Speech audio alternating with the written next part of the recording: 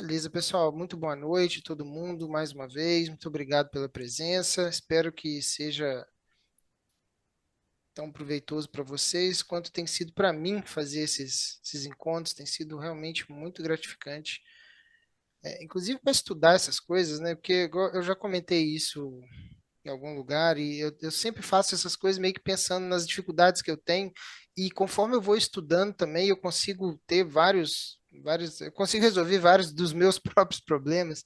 Então, assim, tem sido uma experiência muito legal trazer essas reuniões aqui.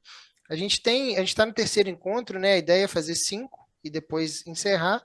Mas se por acaso tiver interesse, a gente pode manter isso mais para frente, ou numa segunda temporada, com outros assuntos, enfim, né? E aí a gente pode construindo isso junto depois. Mas tem sido muito legal fazer isso daqui. Espero que seja proveitoso para vocês também. A ideia de hoje é falar um pouco sobre a síndrome do impostor, que é uma coisa muito comum, principalmente para gente que é homem, né? Eu não sei se isso pega tanto mulher assim, que eu acho que a questão da mulher é mais comparativa, eu acho.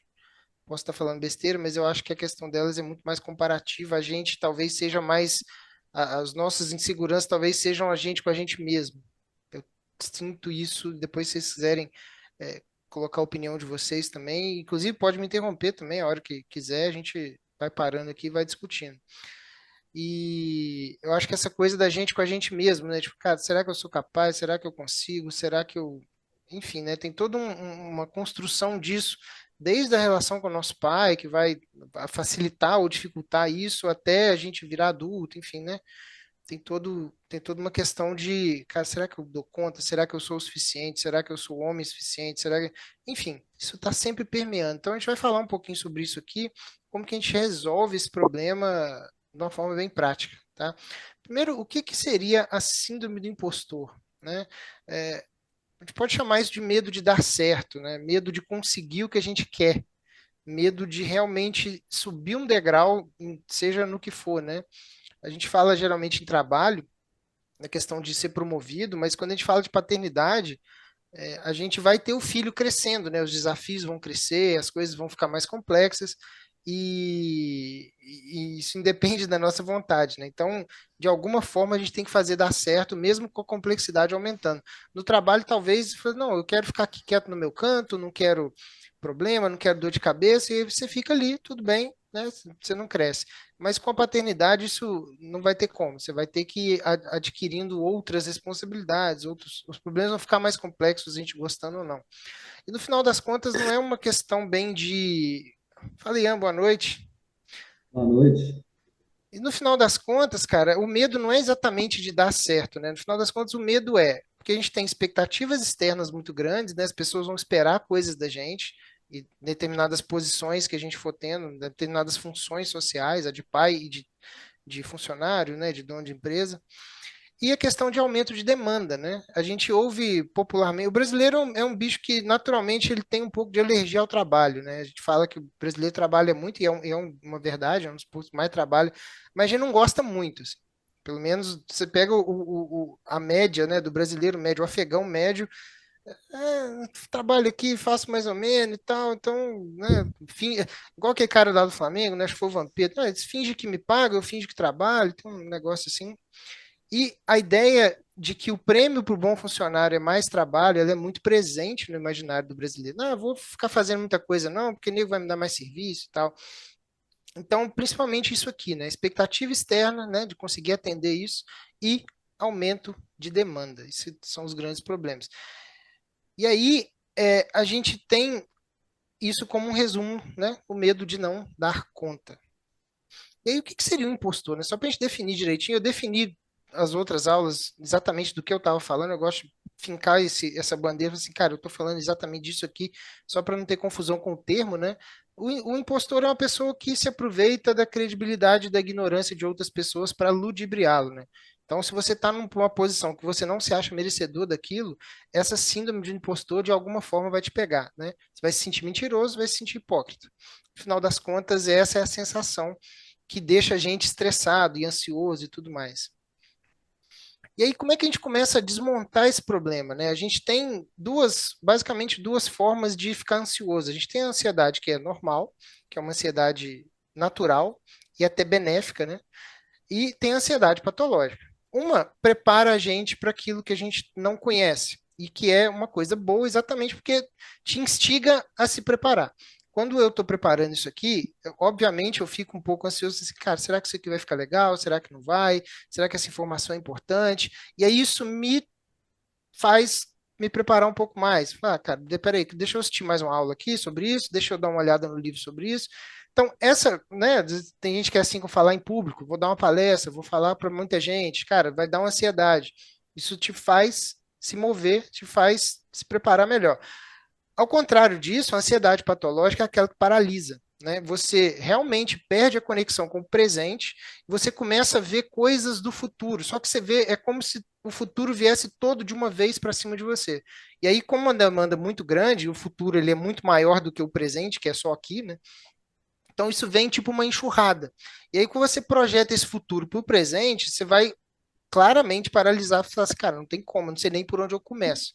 Então, é basicamente essa a distinção entre aquilo que, né, seria o normal e aquilo que seria o patológico da ansiedade.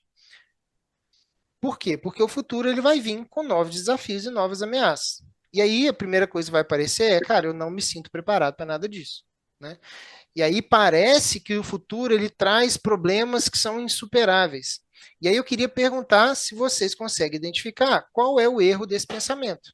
Existe um erro categórico aqui nessa sensação. Cara, o futuro é muito difícil e é muito sombrio, eu não dou conta. O erro desse pensamento é exatamente você imaginar que a vida ela é uma foto. Na verdade, quando a gente está falando da vida humana, a gente está falando de uma narrativa, ou seja, é uma história que está acontecendo. Você, quando você olha para você mesmo hoje, você se imagina com as qualidades que você tem, os defeitos que você tem, e aí você é como se a gente imaginasse que isso vai ser para sempre. Que a gente vai ser para sempre essa foto do hoje que a gente é. E é uma frase que eu achei muito legal quando eu vi pela primeira vez, que a vida é um gerúndio, né? O gerúndio, se vocês lembrarem lá da tia Zuleika, lá da sexta série, ela falava do gerúndio, que era uma forma de verbo que indica uma ação contínua. Ou seja, a gente não para de viver a não ser que a gente morra. Né? Então a vida é um gerúndio. O gerúndio é aquele tempo verbal que o pessoal do telemarketing usa muito, né? Não, vou estar fazendo, vou estar olhando para o senhor, vou estar não sei o quê.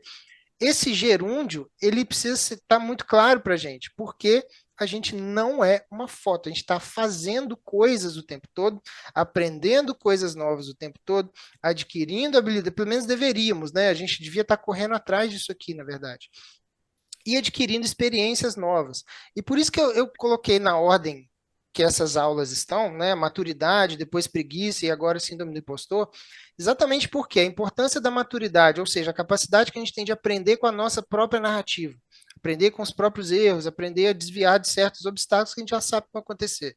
E não ceder à preguiça, que é a segunda aula, que fala sobre exatamente a gente conseguir não ficar cedendo às vontades confortáveis do dia a dia, né? A vontade de não fazer nada, a vontade de ficar à toa, vontade, enfim, tá lá a aula, depois vocês voltam lá e conferem do que eu tô falando lá certinho. Então, a ideia aqui, para a gente destruir a síndrome do impostor, é exatamente a gente matar a ilusão de que a gente vai estar 100% pronto para tudo. A gente não vai estar 100% pronto e tudo bem. A gente primeiro faz. No caso do filho é engraçado, né? Que a gente não tem muita opção. O menino vai crescer, né? A menina vai crescer. E aí as coisas vão acontecendo. Então meio que não tem jeito. Agora, quando a gente está falando de trabalho, fala, cara, pega e vai fazendo e no meio do caminho você vai ficando pronto. Não tem outra forma de fazer isso. Ou então a gente fica quieto naquele cantinho ali onde a gente está para sempre e tal. E tá tudo bem, não tem nada de errado com isso.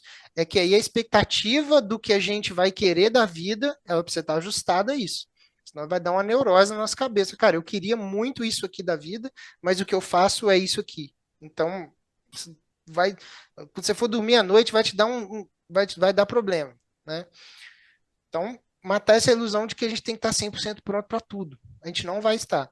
Inclusive, quando eu estava preparando essa aula aqui, eu vi que o pessoal da Parabelo, né, postou isso aqui nesse dia que eu estava preparando a aula, exatamente essa história aqui, respondendo uma pessoa, falando Alguma coisa sobre isso também, a pessoa está paralisando e tal. E eu sei que eles postam isso aqui com frequência, é um post recorrente deles lá, e é muito verdade, né? Você tem aqui as coisas que são importantes e tem as coisas que você pode controlar. A ideia é a gente trabalhar nessa zona aqui do meio.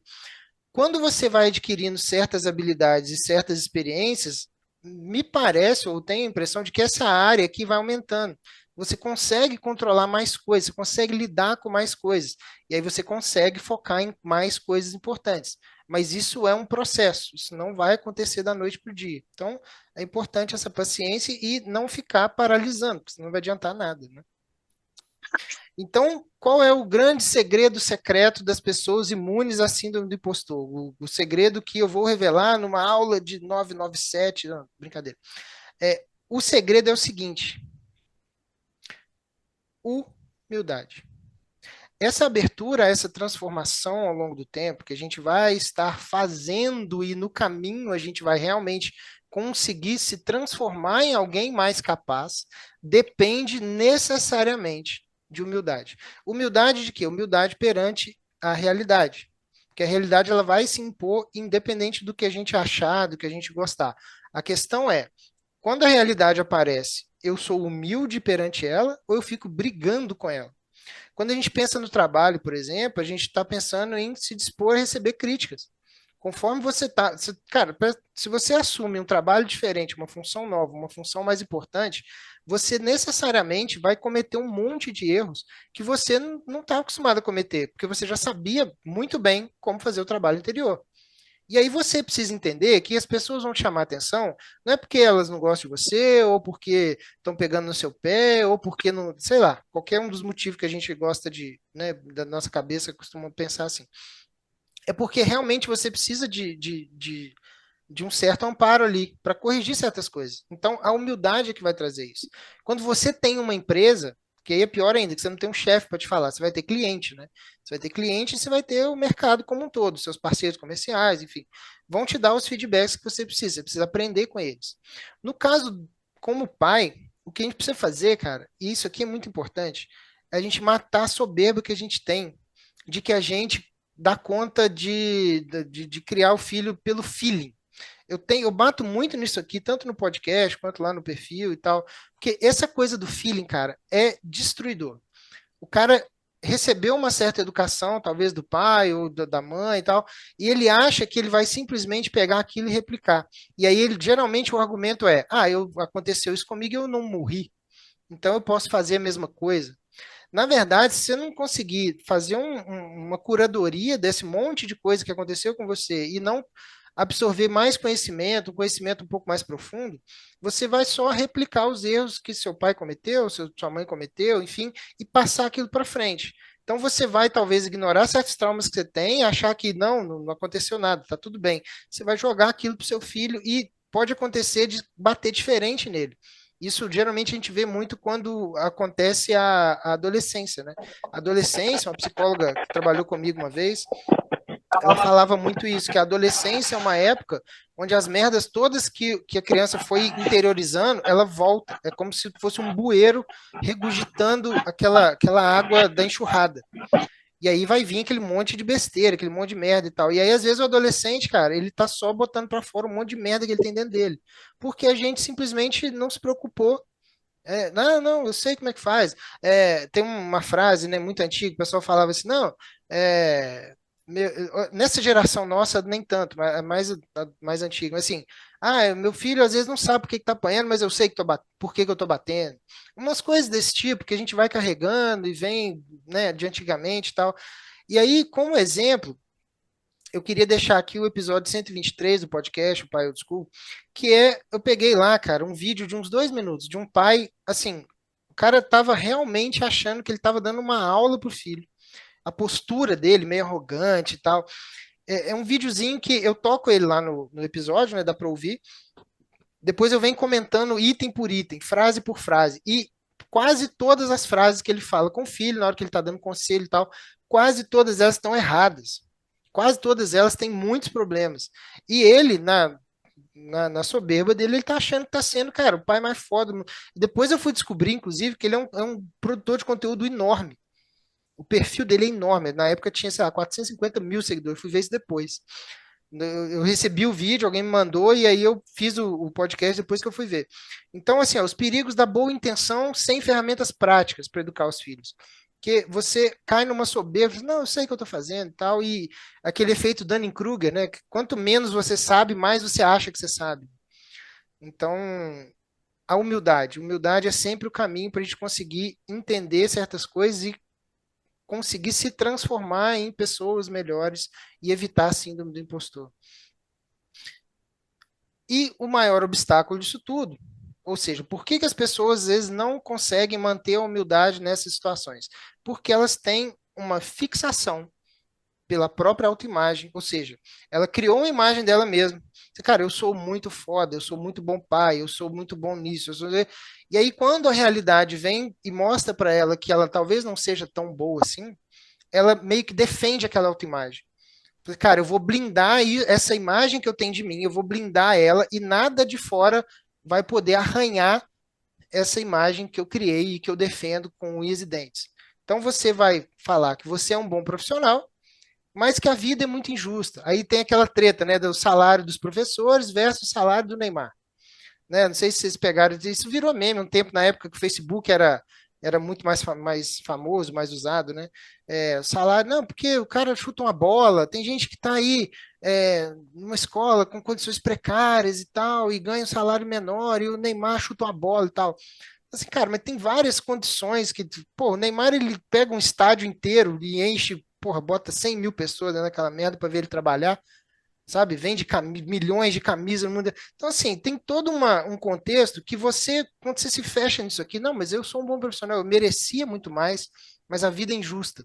Você está preservando uma autoimagem. Cara, eu sou muito bom, mas ninguém reconhece. Ou quando você é pai, né? Fala, eu sou um bom pai, mas meu filho não me dá valor. Onde é que eu estou errando? Onde é que foi que eu errei? Não sei o quê. Ou quando você acha que você é um bom marido, mas minha esposa não reconhece e tal. No fundo, todas essas atitudes aqui, elas são a pessoa dizendo claramente assim, a realidade está errada e eu estou certo. Então, esse apego à autoimagem vai causar uma destruição enorme e muito sofrimento para quem pensa desse jeito. Né? Então, o grande resumo disso aqui é esse tripé aqui, essas três condições aqui. Uma condição de humildade, uma condição de agir, ou seja, você nunca vai conseguir superar a síndrome do impostor sem agir, porque você vai continuar sendo a mesma pessoa e os problemas vão chegando cada vez maiores, e conseguir aprender com a própria realidade, conseguir receber um tipo de feedback da vida, ou do chefe, ou do filho, ou da esposa, e falar assim, cara, não, realmente, eu preciso aprender como é que faz isso aqui, eu preciso mudar isso aqui. Então, basicamente, o que eu queria falar é isso. E aí a gente pode começar a bater um papo, se vocês quiserem acrescentar alguma coisa, colocar algum caso, enfim, tá com vocês. Consegue me ouvir? Perfeitamente. Enquanto tu estava comentando sobre isso aí, eu tava lembrando de um amigo meu, que a gente tem caminhado junto aí, e a gente, pelo fato de estar envolvido muito com a igreja, nossa comunidade local aqui, a gente, em alguma medida, sente muito esse aspecto. Eu não sei se isso está muito atrelado às questões de transcendência e tudo mais, e por envolver aspectos espirituais da vida das pessoas também, mas em alguma medida a gente acaba se sentindo um pouco impotente diante de responsabilidades, por exemplo, congregacionais, principalmente tendo em vista um povo, sabe, que precisa ouvir sobre a exposição da palavra muitas vezes. Enfim, então, isso, enquanto tu estava falando, eu estava lembrando e vendo o quanto o cenário da autossabotagem dentro de um contexto eclesiástico, muitas vezes, ele é muito gritante, muito presente. Por quê? Porque a gente se vê incapaz, realmente, diante da palavra de Deus exposta, guiar aquele povo para o que é transcendente, para o que é espiritual ou algo nesse sentido. E muitas vezes a gente não faz, ou quando faz realmente tendo a perspectiva de que a gente não é capaz de fazer aquilo ali. Mesmo que muitas vezes a fé passe para nós essas questões envolvendo é, a incapacidade, sim, que a gente tem de convencer o ser humano de algo nesse sentido. Mas eu estou falando do aspecto mais teológico e tudo mais, sabe? Então, assim, enquanto tu estava comentando sobre esses pontos, eu acabei fazendo esse exame de consciência e vendo que, em alguma medida, existe esse impostor, principalmente nesses aspectos espirituais. E seria, tá falando mais ou menos na visão do pastor, talvez? De o pastor conseguir conduzir uma igreja? Seria isso? Isso, sim, sim, eu não sou pastor, sabe? Mas o fato de auxiliar em determinadas funções que acaba sendo também de um pastor, em alguma medida a gente se vê, por exemplo, incapaz de guiar aquele povo na Sim, exposição da palavra, por exemplo, entendeu? sim. É uma responsabilidade muito grande, né? Sim, Uma sim. responsabilidade muito grande. Então, naturalmente, a gente já fica naturalmente nervoso, né? Agora, quando você imagina, eu não sei exatamente quais são os desafios de conseguir tocar, né, no dia a dia de uma igreja e tal, mas eu imagino que não seja algo trivial, né? Não é algo básico. Deve ter muitas coisas para olhar. De fato, deve ser um desafio grande. E também não é distante das questões envolvendo o próprio ensino espiritual dentro de casa, sabe? Envolvendo a esposa, Sim, os filhos, sim. acaba sendo mais desafiador ainda. Por quê? Porque dentro de um contexto eclesiástico eu posso ser um personagem. Dentro da minha casa, eu sou eu e assim, não tem como eu sustentar um personagem por muito tempo. Realmente. Excelente colocação. Isso que o Elias comentou aí também, na relação com criação de filhos, também cabe muito, porque a gente recebe uma criação e, claro que a gente quer melhorar a criação dos nossos filhos em relação a nós, mas a gente acaba perdendo a paciência, igual você falou que é um exercício de paciência, é uma melhora, tem que ser contínua. A gente meio que se perde nesse caminho e acaba fazendo, repetindo muitas coisas que você falou que ia fazer diferente. E às vezes sem E perceber, né? Que é o pior. Quando você vê, já aconteceu. exatamente. É realmente. Você sabe a história da mulher que fazia, cortava o frango de uma forma meio quadrada para fazer, aí foram descobrir, mas por que que você corta o frango desse jeito? Ah, não, porque minha mãe fazia. Aí ligaram para a mãe, ô, mãe, por que que você cortava o frango? Ah, não, porque minha mãe fazia. Aí que chegaram na avó, falaram, não, é porque a minha panela era pequenininha, só cabia o frango desse jeito. Então, assim, ela, ela tinha um motivo para fazer daquele jeito, foi passando para frente, no final das contas ninguém sabia por que que tava fazendo daquele jeito. Ah, só cortei o frango assim, porque é assim que eu aprendi e tal, passei para frente. Realmente, e é um negócio que assim, a gente vai replicando isso, né, sem perceber o quanto isso é perigoso, às vezes, para quem está recebendo essa educação e tudo mais. Mateus, Tá me ouvindo? tô sim. Cara, esse assunto, síndrome do impostor, né? Quando você começou a abordar lá, tá na primeira página, né? Você falou ali o medo de dar certo, foi chegando nessa questão das expectativas, medo de não dar conta, que as responsabilidades vão vir e tal. Isso aí é muito real na minha própria vida, né? Você foi falando, eu fui relembrando de várias situações. Eu acho que a gente já comentou algumas coisas nas conversas que a gente tem no WhatsApp mesmo, e aí eu comentei, né, que durante a minha adolescência e um pouco ali da fase adulta, no início da fase adulta, eu senti muita dificuldade, principalmente dentro da esfera profissional, né? Eu lidava a gente lida com pessoas de todo tipo. Você vai lidar com pessoas que sabem tratar outras pessoas, mas você vai lidar também com pessoas que não sabem, no momento ali de estresse do trabalho mesmo, acaba que pela emoção, pela raiva que está sentindo da situação, vai lidar comigo ou com qualquer outro e despeja sobre ele uma braveza ali, né?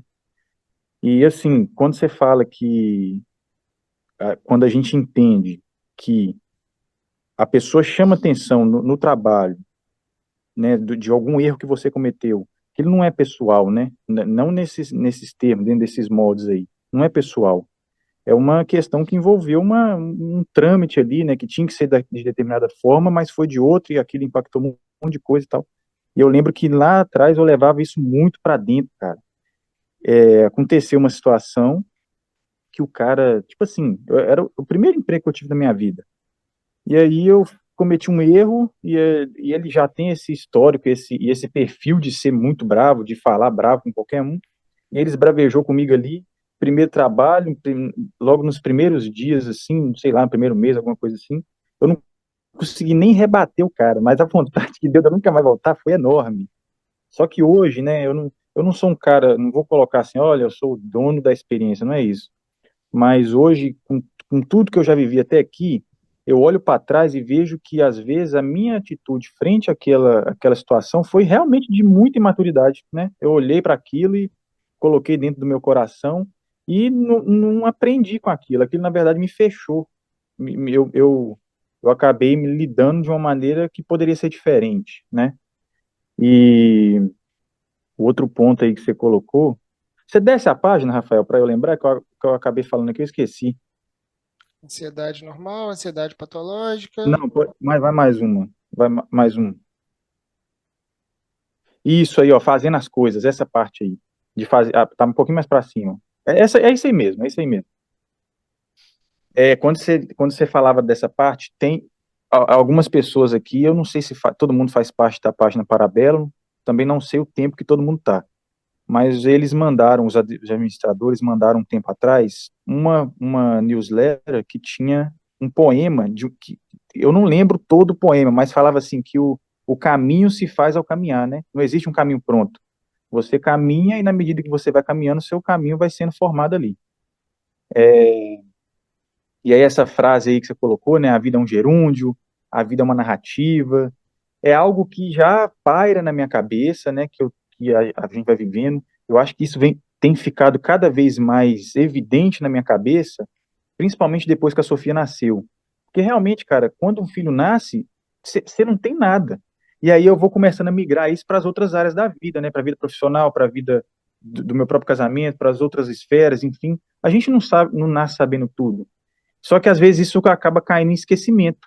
E aí, quando você vai ver, você já está lá dentro daqueles empecilhos que você colocou aí, né? A gente começa a criar um monte de expectativa maluca, quando vai ver você está ansioso, e não dou conta, né? Eu falo por mim que isso é algo que se eu não tiver com a minha mente equilibrada, se eu não tiver, né, ali alinhado, é muito fácil de eu cair nisso, né? Então, você trazer isso aí é uma forma de isso vir mais para o topo aqui da minha consciência viva, né?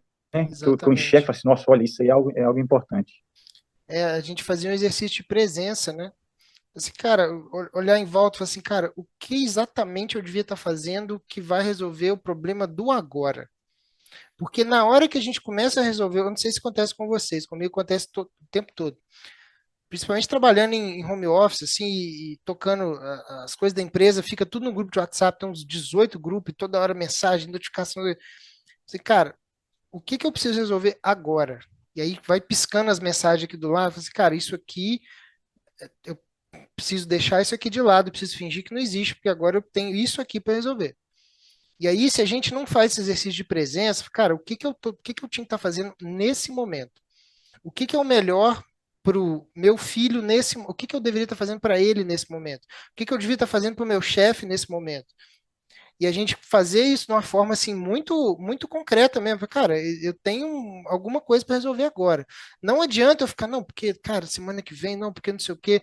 Aí começa a aparecer um monte de problema que você vê cara, vai ser difícil resolver. Às vezes começa a pensar, como que eu vou resolver um problema de semana que vem, sendo que o de agora não está pronto?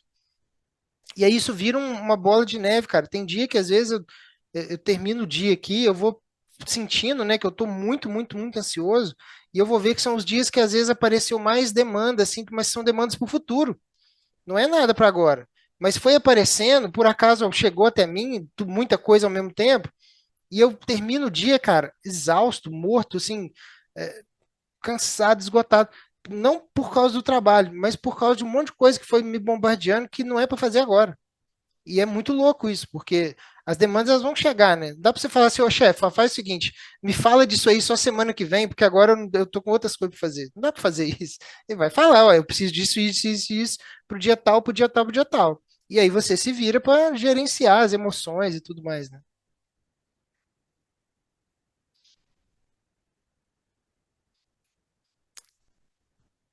Falar de novo, Matheus? Eu vi que você Rafael, estava com a mão levantada aí. eu levantei, mas eu esqueci de apertar o microfone aqui.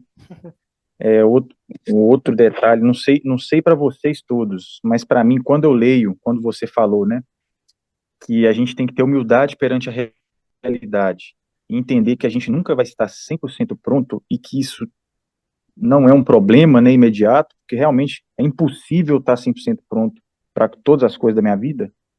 Pelo menos para mim, isso me traz um refrigério para a alma, porque eu tenho uma tendência a me colocar um fardo, que aquilo vai crescendo, vai crescendo, vai crescendo, vai crescendo, e daqui a pouco fica insustentável. Quando a gente faz o que você falou, né, esse exercício de realidade, de entender, peraí, eu sou finito, eu não sei todas as coisas, eu vou aprender no caminho. A gente alinha as expectativas, né? E isso fica leve. Você vai até com Traz mais ânimo leveza. para frente. Exatamente isso. Exatamente isso. No final das contas, você carrega o peso do dia, você não carrega o peso da vida toda, né? Esse é que é o ponto. Tem E aí, até um.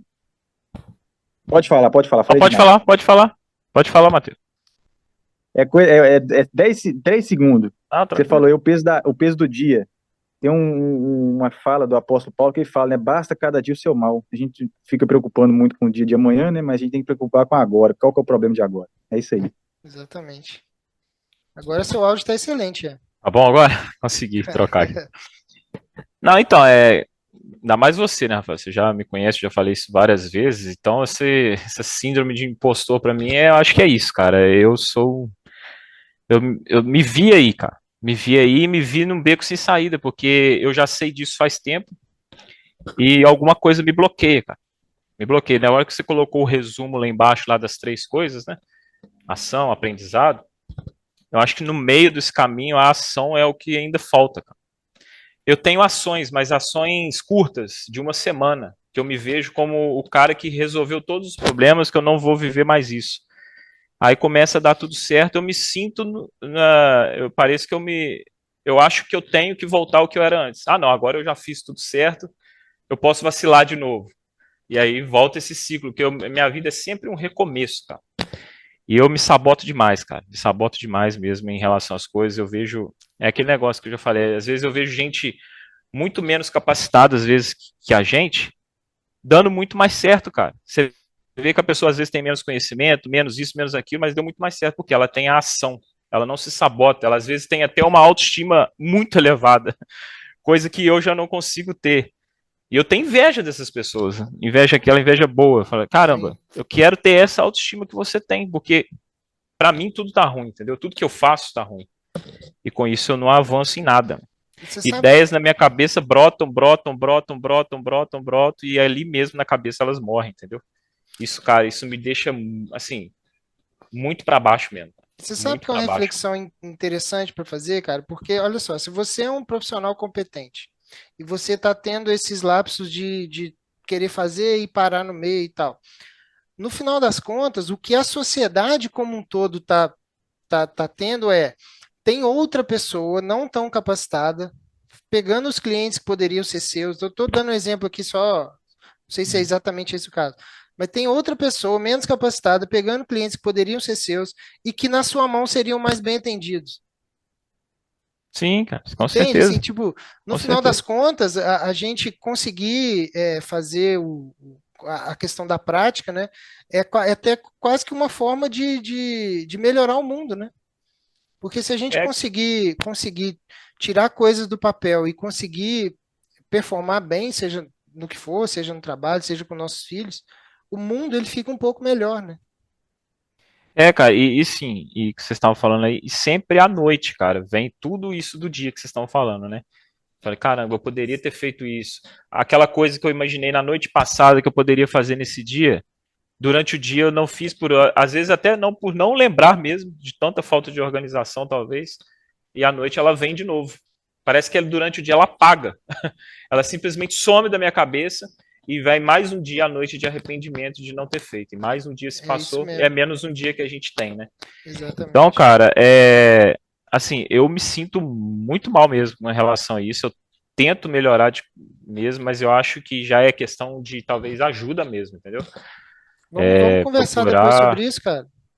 Não, porque é uma coisa que machuca, cara. Assim, não passo isso pro meu filho. Se tem uma coisa que eu tento, lógico ainda que eu tenho que ser muito melhor, mas uma coisa que eu acho que eu me dedico tanto que às vezes, né, as outras coisas até ficam, em relação a ser o pai do Miguel hoje, né?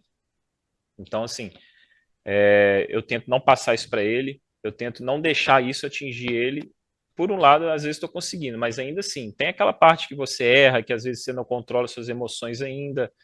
A gente faz coisas que a gente não gostaria de ter feito, mas a gente vai melhorando aos poucos. Mas isso que você colocou aí me desenhou praticamente, entendeu? Vamos conversar depois no privado, cara. Às vezes Não, a gente tranquilo, não. consegue, se Você quiser, né, já claro. sabe bastante coisa, mas, Que mas vai melhorar. eu tô começando agora com alguns pacientes de terapia. Então, de repente, se por acaso for do seu interesse, a gente troca uma ideia sobre Claro, isso. claro, porque eu acho que eu já tentei de tudo, cara. Mas é alguma coisa mais forte do que eu que me bloqueia e eu não sei o que é, entendeu? Eu acho que vai cair aqui, que tá na contagem aqui de menos de 1 minuto. Mas vamos trocar uma ideia depois. Eu acho que Sim, vai dar vamos sim. certo.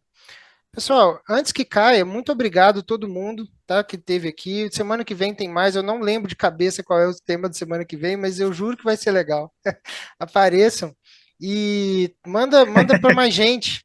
Manda o convite, manda, comenta. Eu vou postar isso aqui no YouTube, manda para pessoa e a gente vai construindo isso aqui cada vez melhor. Beleza? Muito obrigado mesmo, a contribuição de cada um. Muito, muito bacana mesmo.